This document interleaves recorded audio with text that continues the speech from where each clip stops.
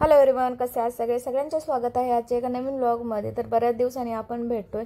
Actually vlog upload करणंच होत नाही आहे, थोडीशी कामं आहेत, त्यानंतर डिस्पॅचिंगची वगैरे पण बरीचशी कामं आहेत। सध्या ऑर्डर भरपूर चालू आहेत मशीनच्या।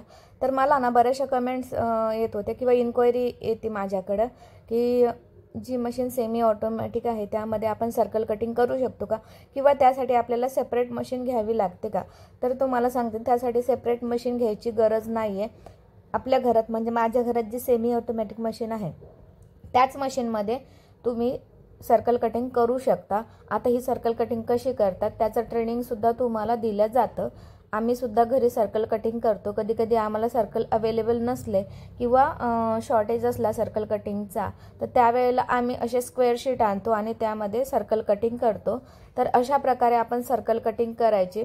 तुम्ही 2-3 तासामध्ये कमीत कमी 50 किलो सर्कल कटिंग करू शकता। आणि भरपूर असे लोक आहेत ज्यांच्या घरी सेमी ऑटोमॅटिक मशीन आहे ना, ते घरच्या घरी सर्कल कटिंग करतात। आता मी ज्यांना मशीनी दिलेल्या आहेत किंवा माझ्या मार्फत ज्यांनी मशीनी घेतलेल्या आहेत त्यांना आपण पूर्णपणे ट्रेनिंग दिलेलं आहे की सर्कल कटिंग कसं करतं। ज्या वेळेला तुमच्या घरी मशीन येते त्यावेळेलाच आपण तुम्हाला सर्व ट्रेनिंग देतो। सर्कल कटिंग कशी करायची त्याचं सुद्धा ट्रेनिंग देतो। हां, तुम्ही जर डिशसाठी ऑटोमॅटिक मशीन घेतली तर त्यामध्ये सर्कल कटिंग करायची गरज पडत नाही। डिश आणि पत्रवाळी साठी सुद्धा ऑटोमॅटिक मशीन येते, त्याचा व्हिडिओ मी अजून अपलोड केलेला नाही आहे, तो लवकरच मी अपलोड करेल व्हिडिओ।